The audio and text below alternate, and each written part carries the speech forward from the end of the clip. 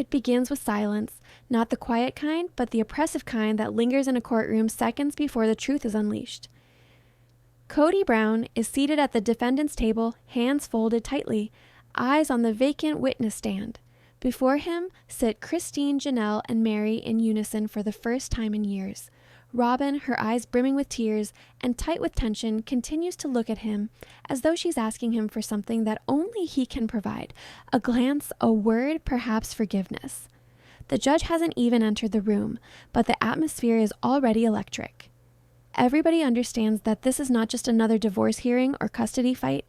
This is the confrontation of a family who once vowed love, fidelity, and forever. And tonight, that eternity sits on trial.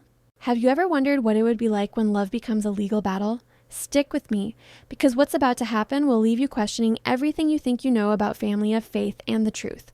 Which side would you be on? Leave your answer in the comments before we start. The gavel's sound pierces the quiet, sharp, absolute. Court is now in session. The judge announces. Christine stands up slowly, her attorney at her side, and for an instant, Cody's gaze clouds. This woman used to own his heart, gave birth to his children, dreamed with him. But today, she's his accuser. The fluorescent lights reflect off the shiny wood, but the atmosphere is stifling. Everyone can sense that this case is not about money, real estate, or custody. It's about who gets to tell the truth of their marriage and who has been living in a lie. Cody glances at his attorney, leans over and says something under his breath, and the lawyer nods. He's willing to battle. Christine's lawyer starts, "Your Honor, this case isn't just one of emotional abandonment, but of manipulation. Promises broken for years under the guise of faith." The crowd gasps quietly. Christine does not flinch. She keeps her eyes forward. The camera of all news agencies zooms in. Christine goes on, her voice shaking. "I believed in our family. I believed in him. But Cody didn't just leave me. He turned us against each other." Cody shakes his head, muttering, "That's not true." But the judge's gavel warns him, "Mr. Brown, you'll have your turn." The first witness called is Mary. She hesitates before walking to the stand, her steps slow, her expression unreadable. She's been quiet for years, the silent sister wife, the loyal one. But now her loyalty appears different, perhaps even threatening. The courtroom waits with bated breath. Her voice breaks at first. "I stayed because I thought he'd see me again." But love doesn't survive on hope alone. Cody's attorney stands to object, but the judge waves her on. "We were all promised something sacred," Mary continues, "but Cody made love conditional. If we disagreed with Robin, we were disciplined." The room stirs. Cody rolls back in his chair, his jaw clenching. Robin's face reddens, eyes welling. Janelle stands next, firm but trembling. She glances at Christine for courage, then at Cody, a tangle of pity and disillusionment in her eyes. "We were to be equals," she says, "but he began to sequester us one by one. He called it leadership. I call it control." The courtroom murmurs once more. Cody's attorney questions the witness with even-keel precision. "Mrs. Brown, isn't it a fact that you voluntarily stayed for years?" Again, Janelle nods. "Yes, but staying doesn't equal freedom. Sometimes you stay because leaving would be like breaking a promise to God." Her words strike home. Even the judge sits back, as if feeling the weight. Robin's eyes flit uncomfortably, her hands tremble. She knows she's next. Her attorney leans close and says, "Stay calm. Tell your side." But calm is not in Robin's vocabulary today. When she walks to the stand, her lip quivers. "They hated me," she whispers, "at the beginning. I just wanted a family." Christine growls under her breath, "You wanted control." The judge's eyebrow rises. "Let her speak," he cautions. Robin breathes deeply. "They're turning me into a villain." "But I never instructed Cody to leave them. He made that decision for himself." Her voice cracks. Cody finally jumps in, over his lawyer's objection. "No, Robin. Don't shield me." Gasps ring out around the room. Christine's lawyer smirks ever so slightly. There's a shift. The tension is intolerable now. The judge requests an abbreviated recess. The camera cuts to the hall outside. Reporters mob, flash go off, and Christine walks by in silence. Janelle leans against the wall, drained.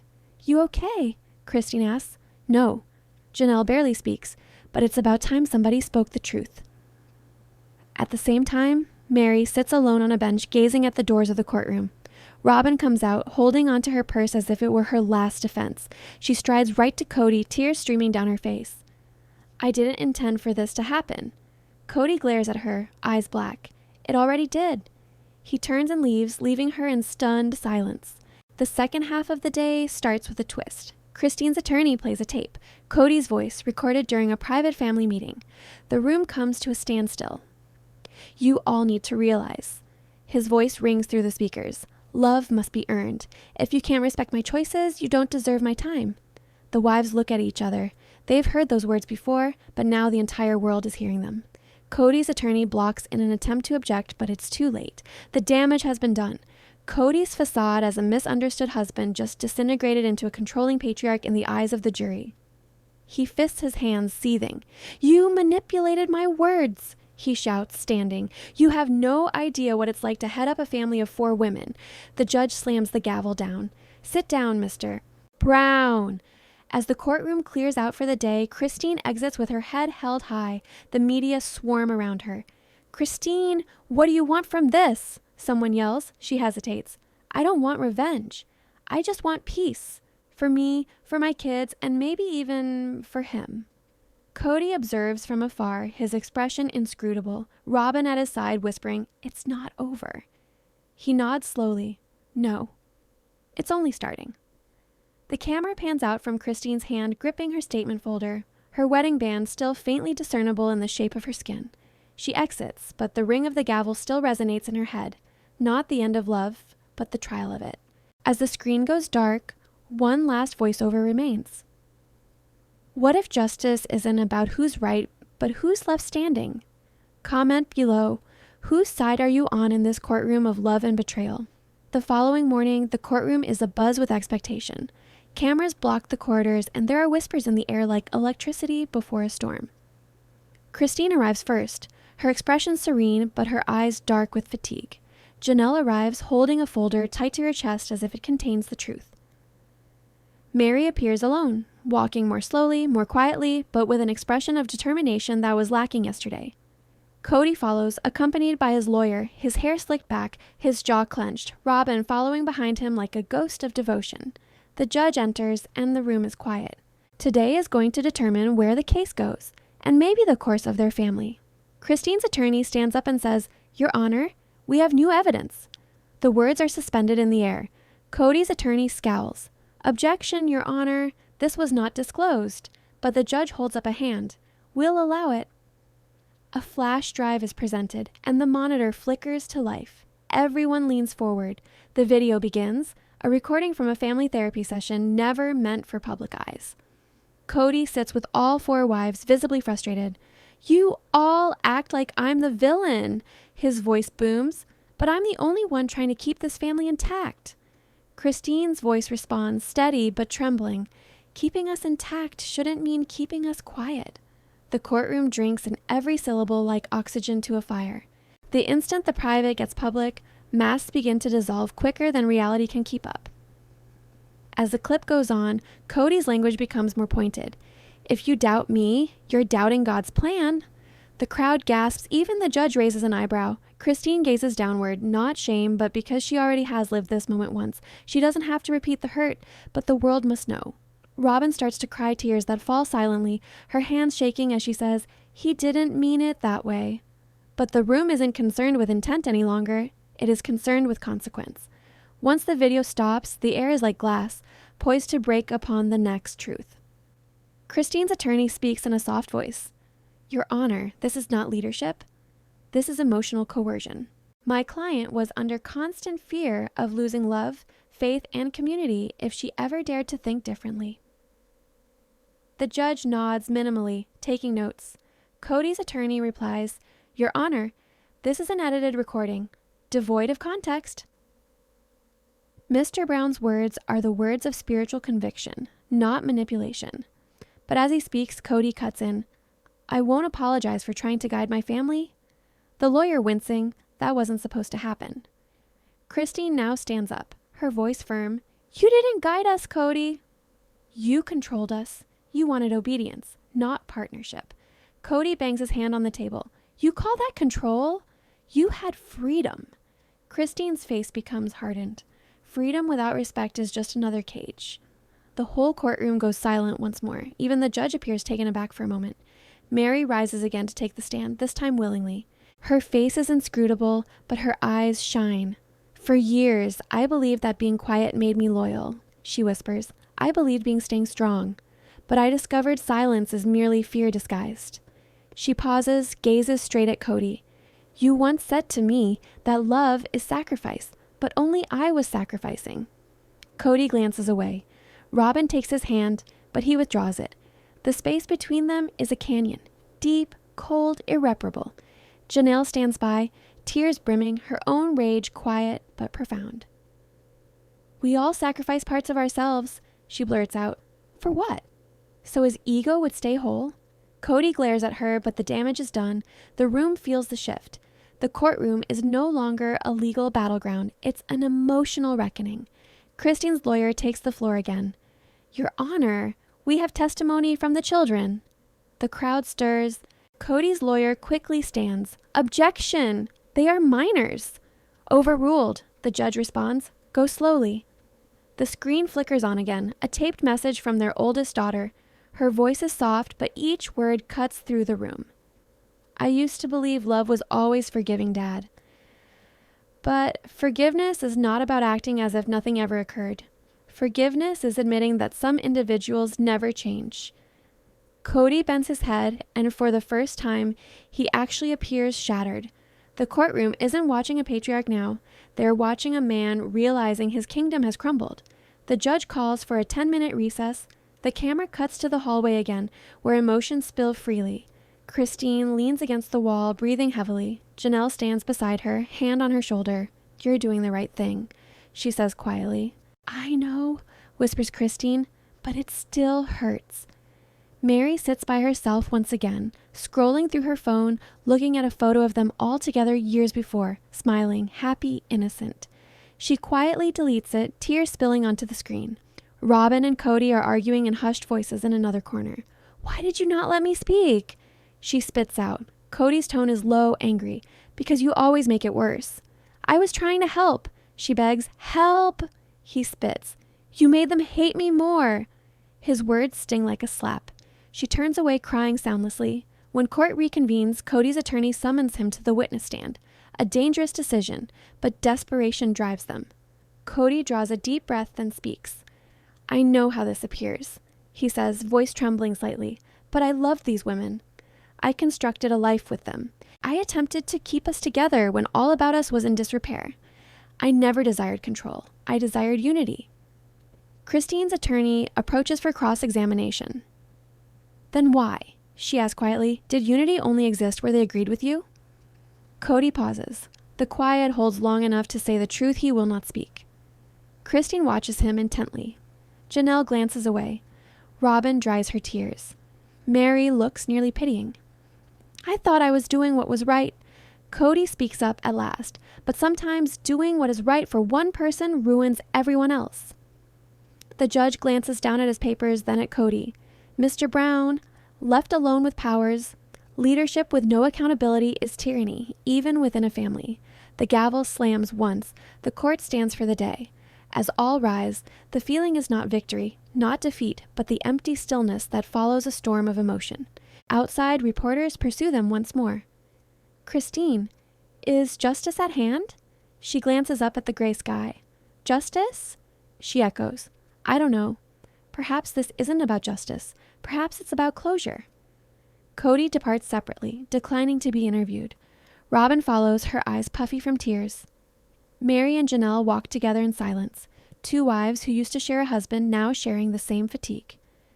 Christine stands outside the courthouse steps, scanning the sea of faces. It's odd, she whispers, how to end something can ache still like love. The camera closes in on her face, not furious, not bitter, just exhausted, human, actual. And as the screen goes dark, one solitary voiceover remains. Tomorrow, new witnesses will come forward and hidden truths will be revealed. But in a faith-based narrative, what occurs when faith itself comes on trial? The following morning, tension hangs over the courthouse like a fog. Even the reporters whisper among themselves as if they don't want to disturb the storm brewing. Cody Brandt sits at the defense table, his normally keen eyes dull with fatigue, his fingers tapping against the wood. Across from him are Celeste, Janine, and Myra, his one-time wives, now his accusers, each one of them wearing a look of quiet fury. Rhea, the fourth wife, is seated next to Cody, but her face is pale, lacking color, her allegiance beginning to resemble fear. The judge takes his seat, and the room straightens immediately. "Court is now in session," the bailiff declares, his voice booming in the room like a war bell. The day begins with a surprise witness. Not a lawyer, not a wife, but someone unexpected. Brother Hale, the family's former spiritual advisor. The audience stirs. Cody tenses. Celeste closes her eyes for a split second, steeling herself. Hale ambles slowly to the stand, Bible clutched in one hand, eyes weighed down with remorse. "Mr. Hale," Celeste's attorney starts, "you advised the Brandt family for years, right?" "Yes," he responds quietly. "And did you know of the marital trouble between Cody and his wives?" Hale pauses, then nods again. "I knew, but I didn't realize how deep they were." The attorney tips forward. "What do you mean?" Hale takes a nervous breath. Cody felt like he was chosen, that he had the word of God behind him. He told me once that if the women doubted him, that meant they were doubting God. The courtroom comes to a standstill. Cody's attorney stands up. "Objection! That's hearsay." The judge wills his head. "Overruled. Go on." Hale's eyes shine as he continues. He wasn't just leading a family. He was leading a kingdom in his mind. The moment faith turns into control, love becomes obedience, and obedience becomes fear. Rhea looks down at her hands, trembling slightly, while Cody's jaw tightens, his composure cracking. The cross-examination begins, but Hale's testimony has already planted a seed of doubt in the jury's minds. Celeste's lawyer changes tone, moving gently. "Mr. Hale, why did you cease counseling them?" Hale glances at Cody. "Because one day, I saw fear in Celeste's eyes, and that's when I knew this wasn't about marriage anymore. It was about power." The room goes quiet. Cody's attorney attempts to reclaim the story, moving forward with measured assurance. "Mr. Hale, would you say you personally resented my client?" Hale shakes his head. "No, I felt sorry for him." That one sentence packs more punch than any accusation. Cody edges towards his attorney, muttering hotly, "He is lying," but the attorney merely swallows and takes a seat. The judge calls a brief recess, but no one stands up. Everyone is waiting to see what will come next. The judge returns, and the next witness surprises everyone. It's Rhea, Cody's own wife, his sole remaining supporter. She makes her way slowly to the stand, her gaze flicking between him and Celeste. Cody urges quietly, "You don't have to do this," but she doesn't respond. The bailiff administers the oath, and she starts, voice shaking, "I love Cody. I always have, but love shouldn't mean losing yourself." Her words linger like smoke. The lawyer comes forward. "Mrs. Brandt, describe to the court what happened on the night Celeste left." The prosecutor asks. Rhea's lip trembles. "He said she was a traitor, that she'd broken with the family. He made us sit for hours in silence and pray against her ghost. I thought, this isn't holy anymore." Cody's eyes are huge with shock. "Rhea," he says in a hushed, angry tone, "stop it." She goes on, weeping now. "He forced us to choose between him and God, and I chose him. Until I realized he wasn't taking us to heaven, he was taking us to himself." The whole courtroom gasps. Cody bangs his fist on the table, the sound booming like thunder. "That's not true. You're twisting everything." The judge bangs the gavel. "Mr. Brandt, please control yourself." But the harm is done. His tantrum only serves to substantiate the fear in her words. Rhea turns away crying. Celeste jumps up suddenly. "May I speak?" she asks the judge. The judge nods. She moves to the front, voice steady but icy. "I don't hate you, Cody," she says, staring him directly in the eyes. "I despise how I forgot whom I was trying to impress you." Cody's expression relaxes for an instant, regret burning like a guttering candle. "You think I wanted this?" He growls. "I wanted to preserve us." "Preserve us?" She echoes, her head shaking. "You destroyed us in the name of preserving." The audience stirs again, the atmosphere in the room heavy and oppressive. Janine and Mara look at each other. For once, the three women together, not in competition, but in reality. The judge cuts in quietly. "We'll recess," but though people rise, no one really departs. The tale being spun here is too intimate to leave. In front of the courtroom, journalists mob the stairs again, microphones flashing like lightning. "Celeste, do you think Cody loved you?" one of them asks. She hesitates, her eyes cast down. "Yes," she whispers. "But love is not enough when it is bound to control." Inside, Cody sits by himself at the defense table, gazing blankly at the ground. His attorney talks softly. "You have to get a hold of yourself before tomorrow." "Tomorrow?" Cody chuckles harshly. "You believe there's a tomorrow left for me?" He massages his face wearily. "They've used my own home against me." In a corner nearby, Rhea stands, dashing away her tears, gazing at him. She mutters under her breath, "No, Cody, you used it against yourself." Night descends. The courthouse closes up, but the reminders linger.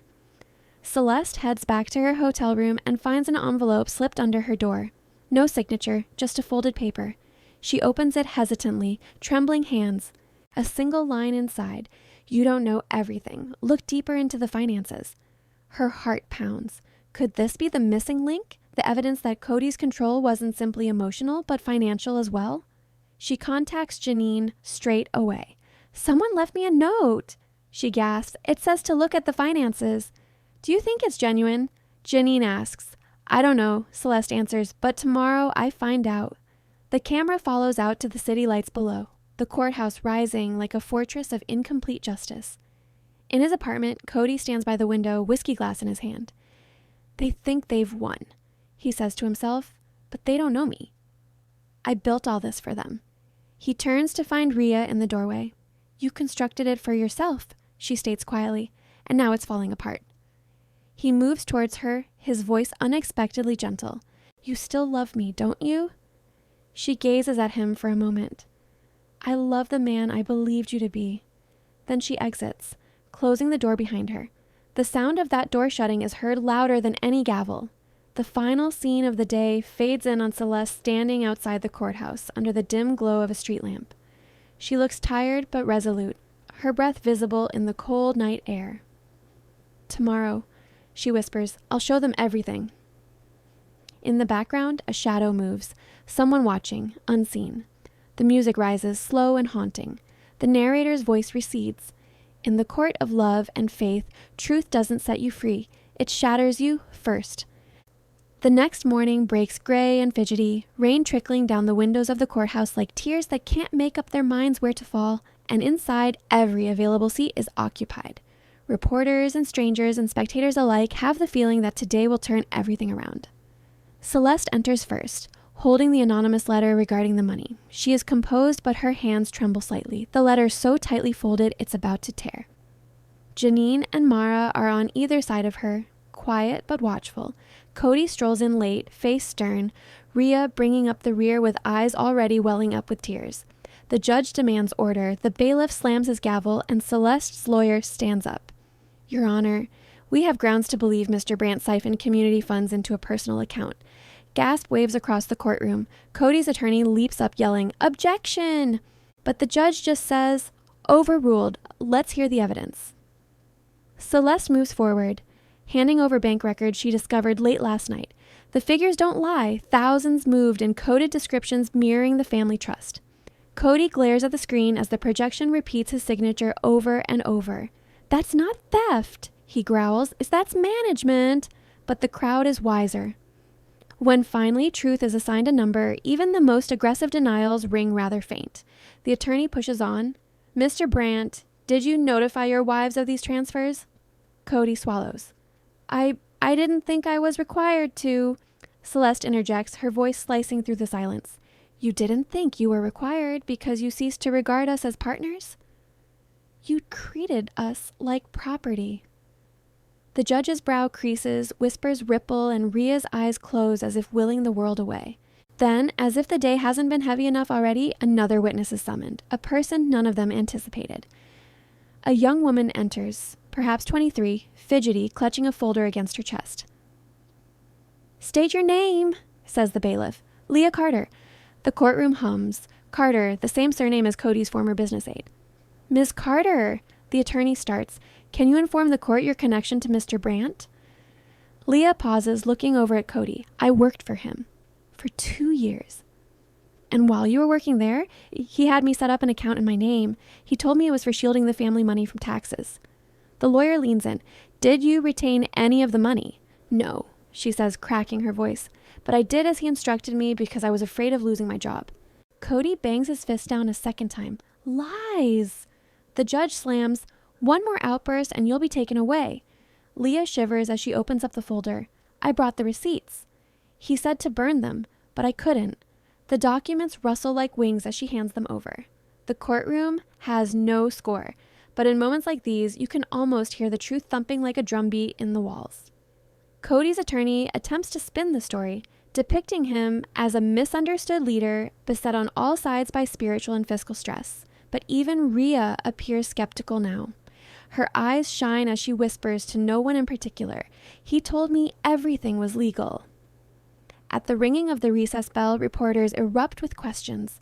Flashbulbs strobe like lightning on the marble steps. Celeste says nothing. She's gazing at Leah, the young woman who unwittingly could have become the linchpin to it all. In a side corridor, Janine says, Do you think she's telling us everything? Celeste slowly nods. I believe she's telling us enough. Rhea approaches nervously. Celeste, I didn't know. He told me it was for the church. Celeste regards her, weary but gentle. Rhea, you don't have to defend him anymore. Rhea's chin shudders. But if I don't, who will? Celeste's response is soft but cutting. Maybe no one should. Court picks up in a new energy, fear encased in revelation. Cody is recalled to the stand, face pale but defiant. His lawyer whispers, Don't let them corner you. The cross-examination begins easily but quickly pinches. Mr. Brandt, are you the exclusive controller of the family's financial trust? Yes. Did you employ any of those monies for personal benefit? No. Do you deny the transfers initiated through Miss Carter's account? Absolutely. But the attorney presses a remote. On screen comes a video freeze frame from a bank security camera, Cody himself at the bank counter signing withdrawal slips. A gasp goes up, Cody's mouth drops, but no sound comes out. Would you like to revise your response? Asked the lawyer gently. Cody glances at Rhea for assistance, but she's staring downwards, fists clenched, shaking her head. He exhales. I transferred the money, yes, but I was keeping it safe from them. The lawyer leans in closer. From whom? From your family? From chaos, he shouts. Tearing everything to pieces, I craved order. The lawyer's voice lowers to a whisper the microphone still picks up. Order is in possession, Mr. Brandt. The judge makes notes. The courtroom seems to be waiting with bated breath. Outside, the thunder growls, echoing the growl inside hearts that have loved and lost too much. Celeste observes him closely, not with revenge, but with something more oppressive, pity combined with freedom. Janine dabs tears. Mara rests against her, whispering, It's over! But Celeste shakes her head marginally. Not yet. The truth doesn't end with exposure. It ends when you accept it. Cody's attorney begs for mercy, discussing stress, broken faith, and public humiliation.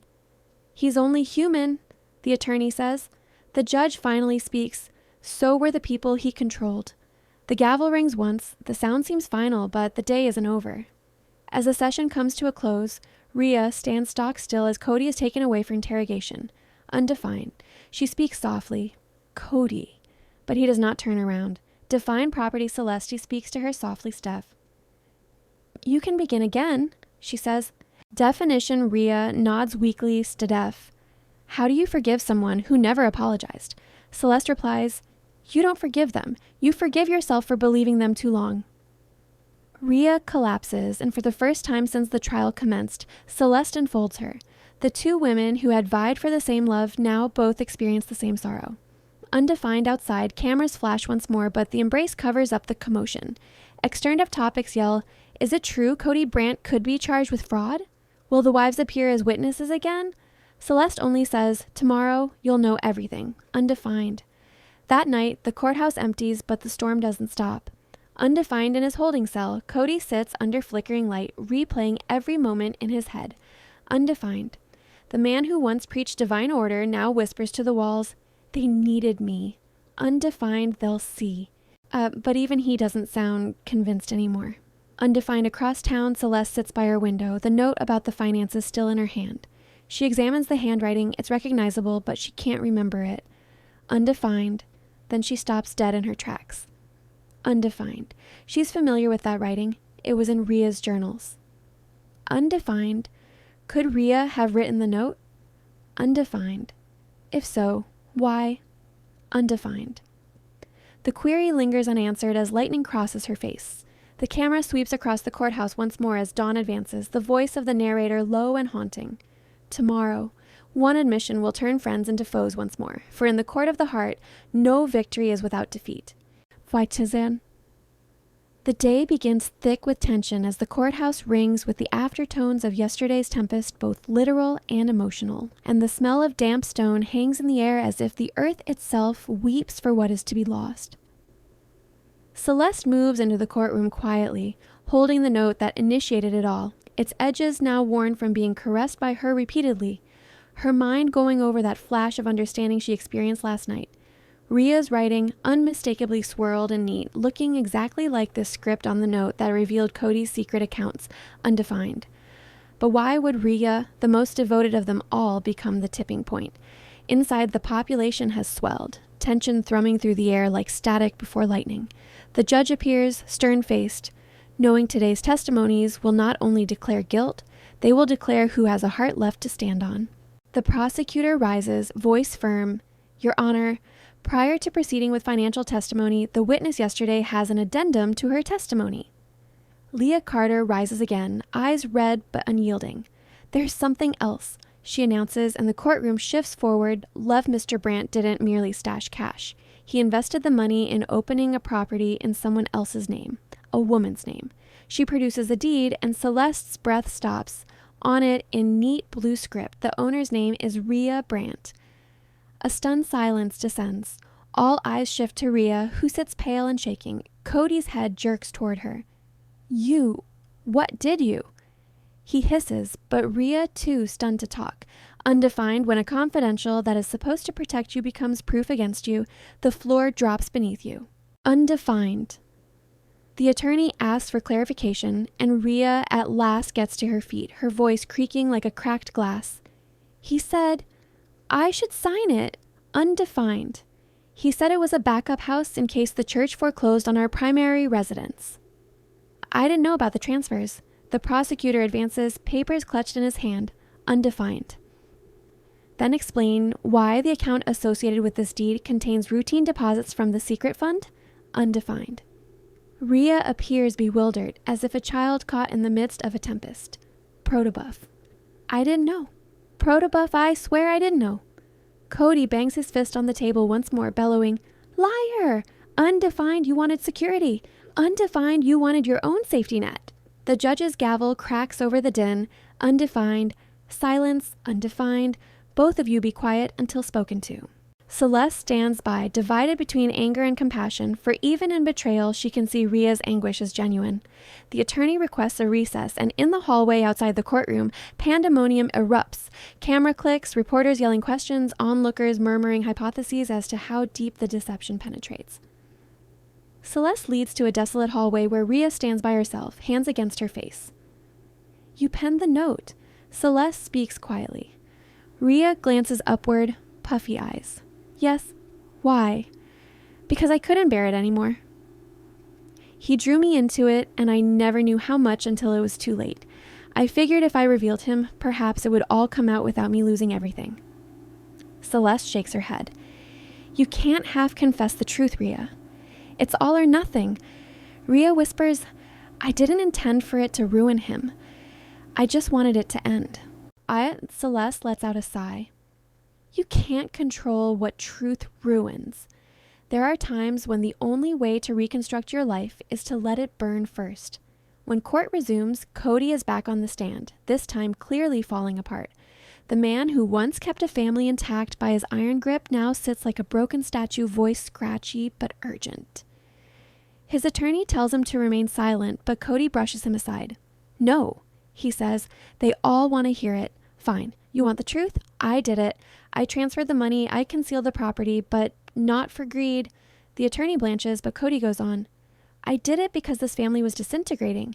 You think any of them wanted to work for what we had? They needed comfort. They needed protection. I provided that. The prosecutor interrupts harshly. You took from them, Mr. Brandt. You used fear to dominate them. Cody shoots a look of disdain. Dominate? It was leadership. They needed someone to make the tough decisions.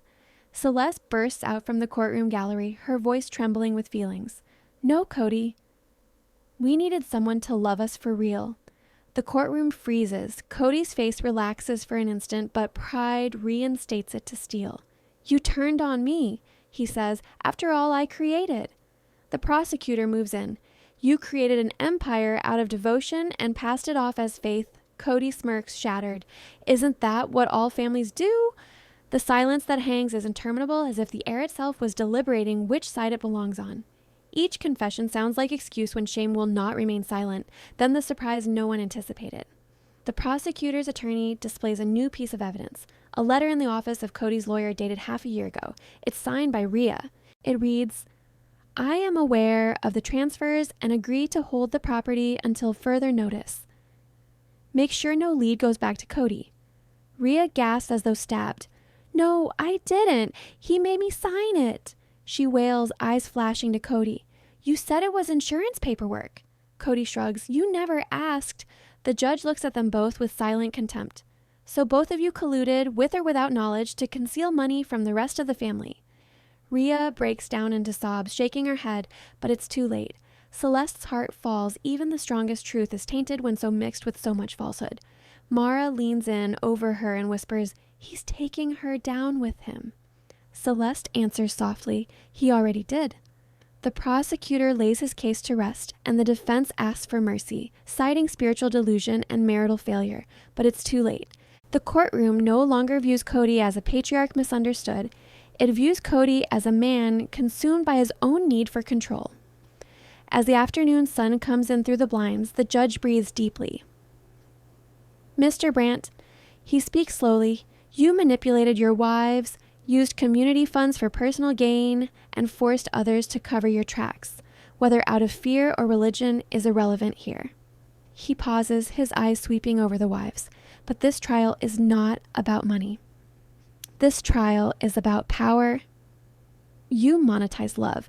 Cody remains mute, mouth clamped shut. I find you guilty of fraud and coercion and spiritual pretext, the judge declares. Gasp sweeps the room and Cody is led away as Rhea extends a helpless hand, speaking his name under her breath. He does not glance back. The bailiff's footsteps ring out like a drumbeat of resolution, but Celeste does not feel triumph, only the silence of the hangover-like fatigue that follows being through a storm that should have killed her.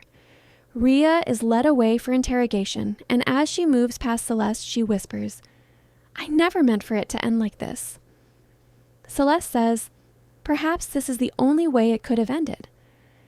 Outdoors, the media horde becomes more rambunctious, headlines already streaming words such as fraud, faith, betrayal, and sister wives scandal. Celeste disregards them all, making her way through the commotion as a ghost. She sits on a bench beneath a tree where rain still drips from branches and for the first time in years allows herself to weep, not for loss but for freedom. Mara and Janine sit beside her in silence. Janine finally asks, What now? Celeste glances toward the courthouse building behind them, its pillars receding into twilight. Now, she replies, we get to stop being his story. At night, Celeste drives home by herself, driving past the empty streets once filled with their family get-togethers. Her phone rings. It's an unfamiliar number. A text appears on the screen. There is something you still don't know about the money. See me tomorrow. No sign-off, just an address. The old church where Cody used to preach. Celeste glares at it, heart racing. She has no idea if it's a trap, a confession, or the start of another tempest. But one thing is for sure. The truth is still not finished with her yet. The camera turns upwards as she drives into the night, rain-defying headlights slicing through the rain, and the voice of the narrator comes back in soft but cold tone. Every secret has a shadow, and sometimes, even when justice is served, the past refuses to stay buried. The following day, Rain continues to drip off the eaves as Celeste heads to the destination in the cryptic message, her fingers white-knuckling the steering wheel as if holding onto a lifeline, her thoughts spinning through every potential: trap, confession, betrayal, or maybe a secret even larger than Cody's stash of hidden accounts. Janine and Mara cautioned her to exercise restraint, but Celeste was aware that she needed to confront it alone. The truth always required that. The church towers in front of her, deserted and derelict, its steeple damaged, windows misted with disuse. She exits the car, her boots squelching in the damp grass, the air heavy with the scent of wet wood and stale incense. Each move towards the massive wooden doors causes her heart to beat harder.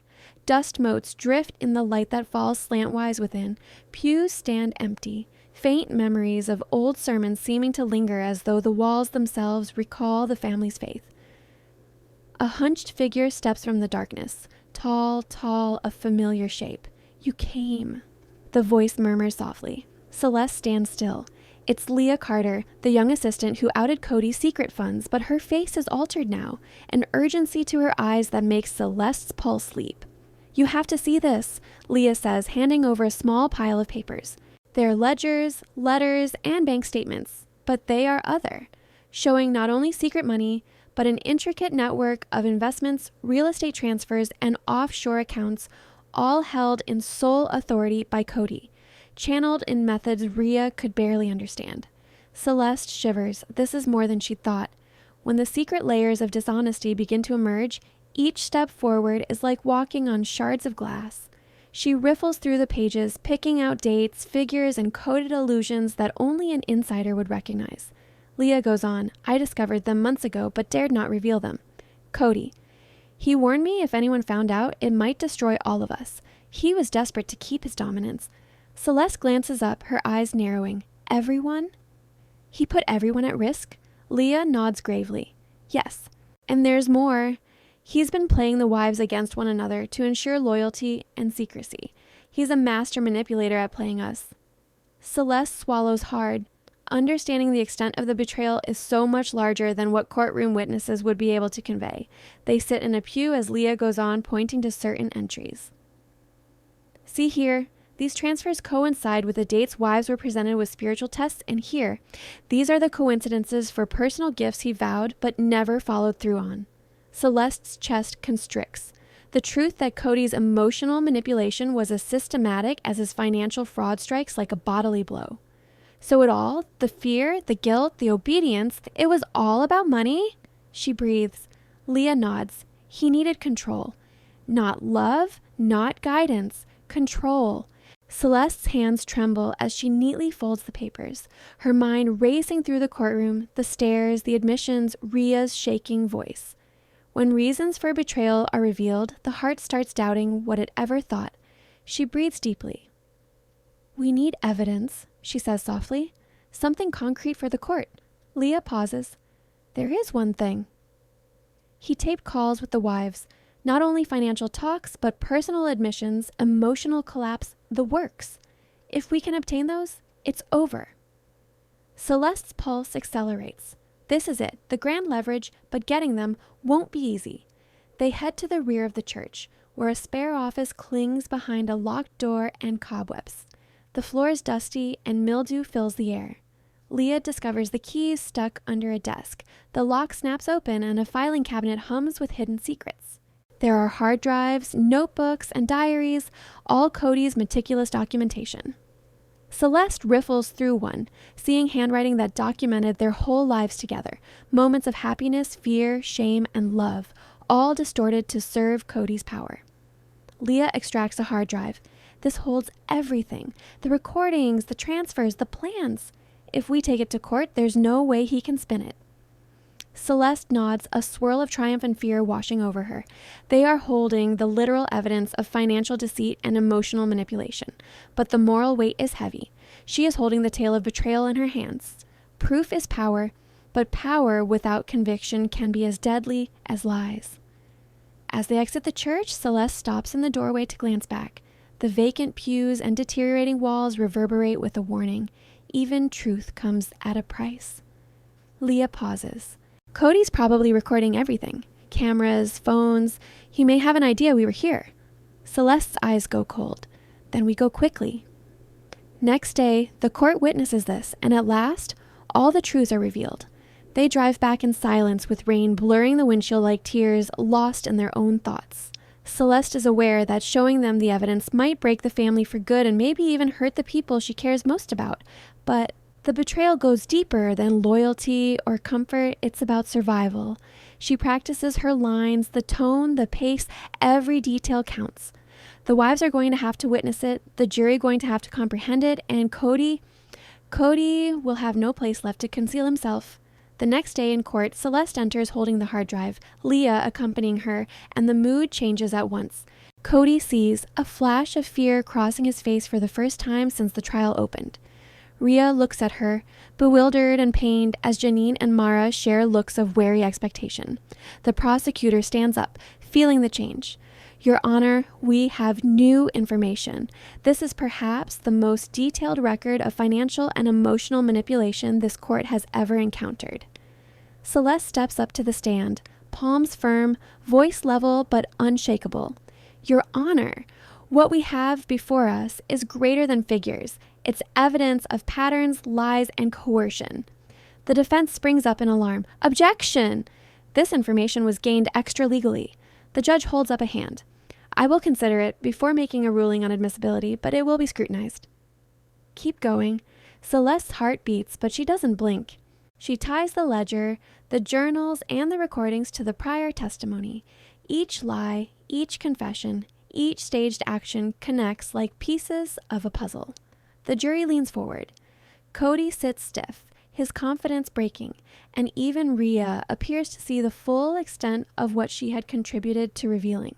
Celeste continues recounting dates, figures, and conversations, pointing out how Cody cultivated obedience, fear, and loyalty as he cultivated the family trust. Leah turns over the recordings, bits of conversations ringing out in the courtroom, voices shaking with emotion, words twisted by guilt and hope. Every time he plays back, Cody's jaw clamps tighter, Rhea's hands tremble, and the wives share looks of horrified shock. Celeste recapitulates, these aren't errors, they're decisions, and the proof confirms it beyond suspicion. The judge leans back, taking in the weight, the scope, and the human toll of what is revealed. Outside, the storm clouds part just a little, sunlight reflecting off the courthouse windows, a thin promise of illumination after tempest. But within, the emotional tempest continues to rage more fiercely than ever, and everyone is aware that once this chapter is closed, nothing will ever be the same. The courtroom is heavy with anticipation the next morning, as if the walls themselves are poised, ready to hold their breath, and Celeste comes in with the hard drive, a calm face but a racing pulse hidden beneath. The jury is on high alert, the wives are sitting tensely, and Cody Brandt comes in last, his normal swagger lost and a tight guarded stance, his eyes nervously flicking to every corner of the room, as if the shadows themselves are plotting against him. The gavel comes crashing down as the judge calls for order, and the day starts with Celeste standing at the podium, her voice level but with an undertone of raw emotion. Your Honor, this proof not only reveals financial deception, but years of emotional manipulation. She starts, premising a day that seems like it could break lives. The prosecutor delivers copies of the journals and recordings, and as snippets play, the room is paralyzed in shock.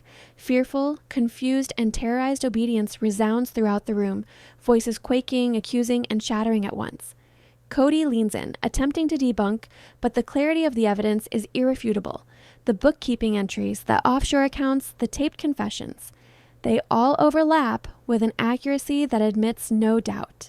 When one lie is built on top of another for years, it becomes only a matter of time before it all comes crashing down, and everyone in the room knows it's coming.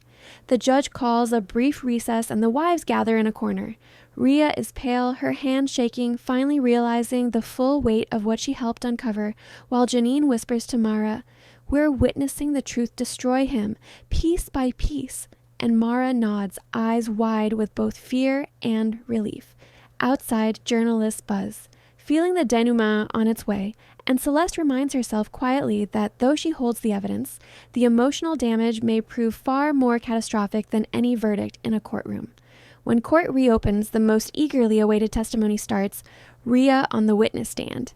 Her quiet self-assurance has turned to shivering vulnerability, and she regards Cody straight on as the bailiff administers the oath. "Cody," she breathes, voice cracking, "I followed you. I believed in you. I never saw the repercussions. I didn't realize how far it went." Cody tenses, his mouth opening, but the judge shuts him down with a glance.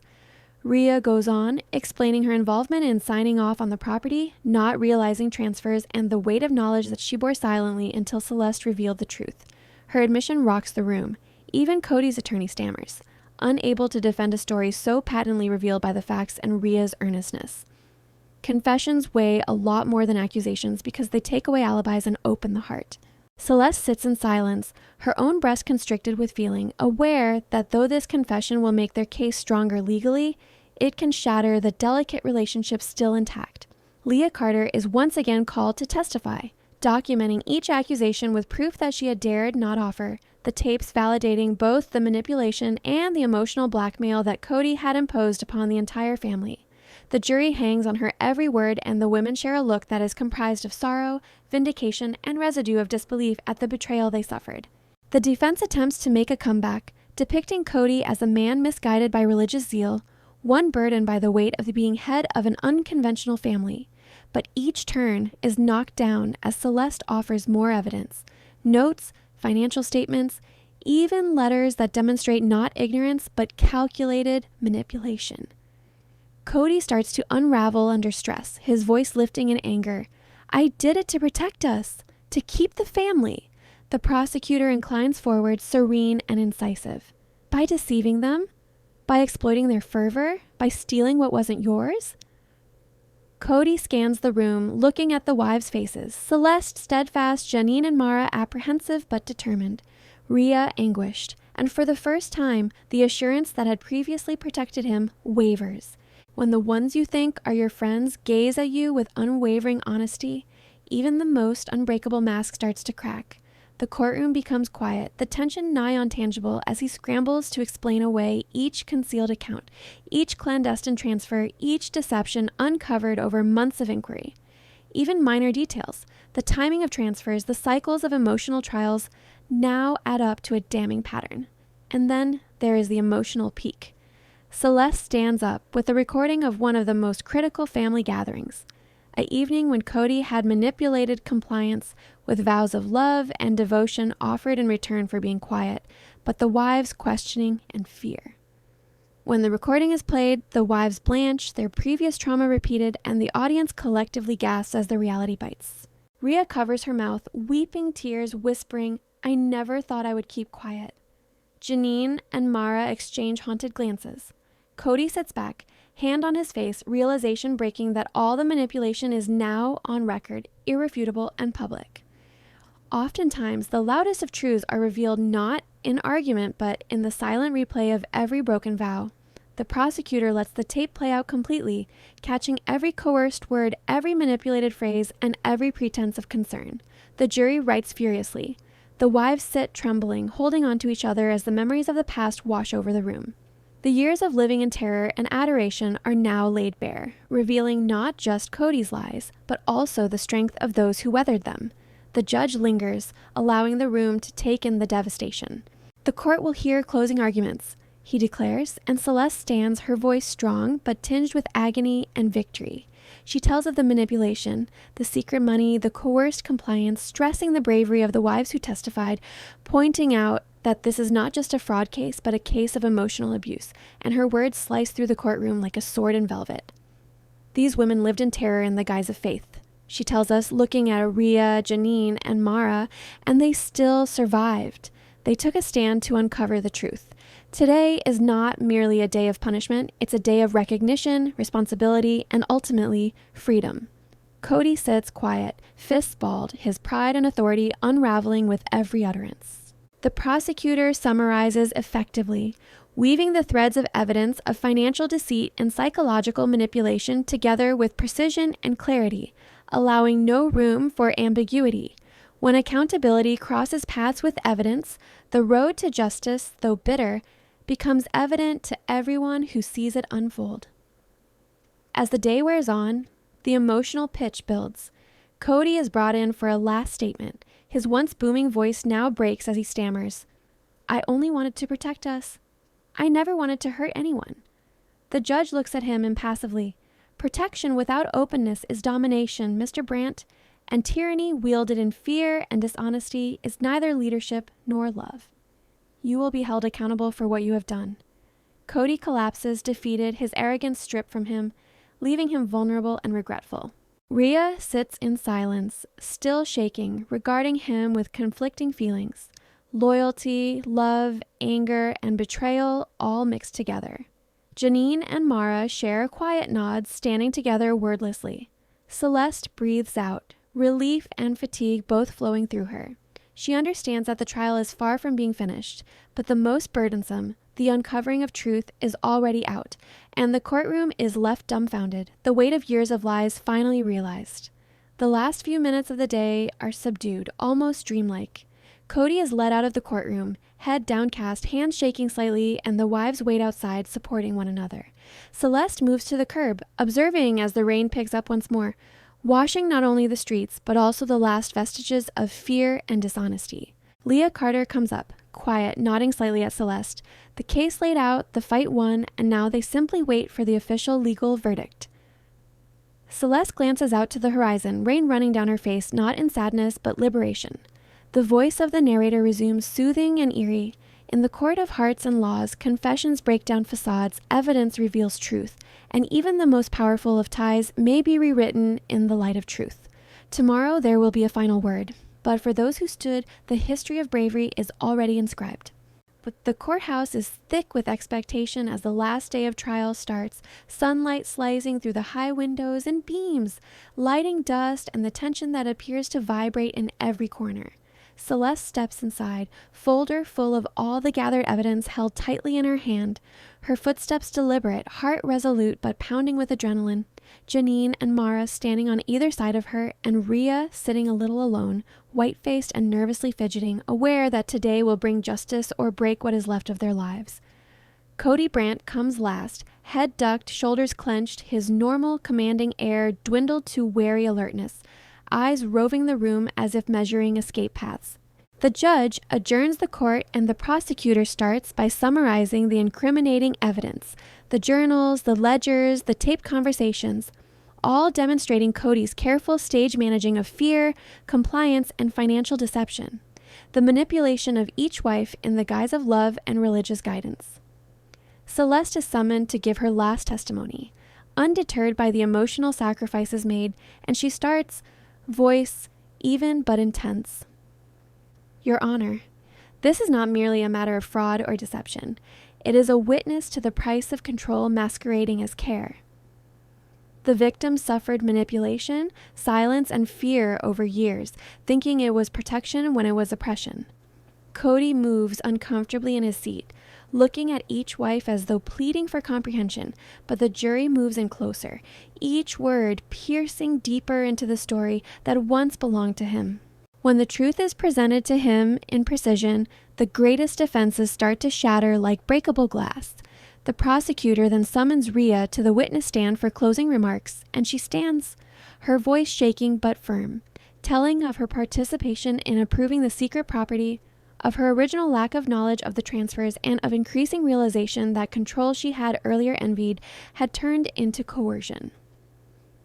"I thought I was assisting," she confesses, "but I was enabling. I understand now." Cody's jaw clenches, lips pursed into a thin line, but even he cannot help but see the truth in her words, and for the first time, the courtroom is treated to the full depth of betrayal, loyalty turned into complicity. Leah Carter is called back to the stand to support Rhea's testimony, attesting that the recordings, ledgers, and letters create a chain of evidence of constant deceit and emotional manipulation. The jury writes furiously in their notes, drinking in the magnitude of Cody's behavior as the wives look at each other, the commonality of trauma blending with a hesitant relief that the truth is at last revealed. Celeste then plays the last recordings, moments of terror, coercion, and submission ringing out in the room, each quiver in voice and hesitation in speech, underlining the human cost of Cody's domination. The court is still, everyone in the room holding their breath as the emotional weight settles like dust on old wounds. When the extent of the deception is finally made known, it touches no corner and stops at no heart. Cody's attorney gets up for the final time, trying to couch his actions in terms of misguided protection, but even the most compelling arguments ring hollow against the evidence and the emotional accounts of those betrayed. Cody rises, head down, voice subdued. I just wanted to protect the family. I didn't realize the harm I did. Celeste regards him, sorrow and strength woven together in her eyes. Safety based on fear is not safety, it's confinement. The judge scans the courtroom, the wives' faces, the jurors, and Cody himself before passing sentence. On the basis of the preponderance of evidence of financial deceit, emotional blackmail, and manipulation, the judge pronounces slowly, "This court finds the defendant guilty on all charges." Gasps ring through the yellow chamber, cameras click, and Cody slumps his shoulders, the illusion of mastery at last broken. Rhea falls into the arms of Celeste, weeping openly, and Janine and Mara embrace each other, relief and sadness commingling in the silent, companionable space. The reporters spill out into the street shouting their questions, but the women are internal, absorbing the weight of years lived under fear and deception at last acknowledged by law. Justice does not mean the elimination of pain, but the recognition of truth and the strength to confront it. The bailiff leads Cody out, head bent, and for a little while there is silence, swaddling, heavy, but somehow freeing. Celeste waits outside, rain starting to fall softly, the cold droplets mixing with unhidden tears. She breathes, a burden lifting that she didn't know she was carrying. Rhea stands with her, trembling, but there, mumbling, "It's over, isn't it?" Celeste nods slowly. "For now. But we need to rebuild ourselves, our lives, and the trust that was lost." Later, in the stillness of a nearby park, the wives meet for the first time in months without tension humming in the air because of Cody. Mara speaks up, her voice gentle. "Do you ever think we can ever truly trust again?" Celeste regards each of them, her face determined. Trust isn't given, it's earned. And perhaps it begins with us being truthful with ourselves. Janine smiles weakly, a hopeful glimmer of possibility sparking. Rhea, pale but stable, continues, "I never knew how strong we were until we stood together." The group pauses for a moment of quiet, acknowledging the hurt and the resilience that have brought them thus far. At other times, survival is not winning against others, but winning against the fear that previously ruled you. Undefined. The sun peeks through clouds for the first time that day, rays scattering through the park, lighting up the faces of women who have suffered, survived, and at last regained some control over their lives. That evening, Celeste sits alone by a window at home, reflecting on the trial, the confessions, and the evidence that has forever changed the family's dynamic. Undefined, her phone buzzes. A message from an unknown number. "You've done what was needed." Undefined, but are you ready for what comes next? She stares at it, a shiver running down her spine, knowing that the storm may have passed in the courtroom, but life outside these walls will continue to challenge them. Undefined. Her mind drifts back to the lessons learned, the thin line between love and control, devotion and obedience, protection and imprisonment. Undefined, she looks out at the city lights, breathing deeply, and whispers to herself, "We survived." And that's the beginning, not the end. The end of one book is always the beginning of another, but only if you are courageous enough to write it. Undefined, as night descends, the camera glides over the courthouse for the final time, dark and still, a representation of justice served and lives forever altered. The narrator's voice comes back, serene and haunting. In the court of the heart, truth will always surface. Loyalty can fracture, and love can survive even when trust is broken. The tale doesn't stop here. It just unfolds, guided by courage, by choice, and the unrelenting pursuit of truth. The audience is left with a question on their lips. If you knew the truth about someone you loved, would you face it or let it consume you from the inside out? It keeps on raining gently, cleansing city streets, a still reminder of past storms and hope that develops from destruction.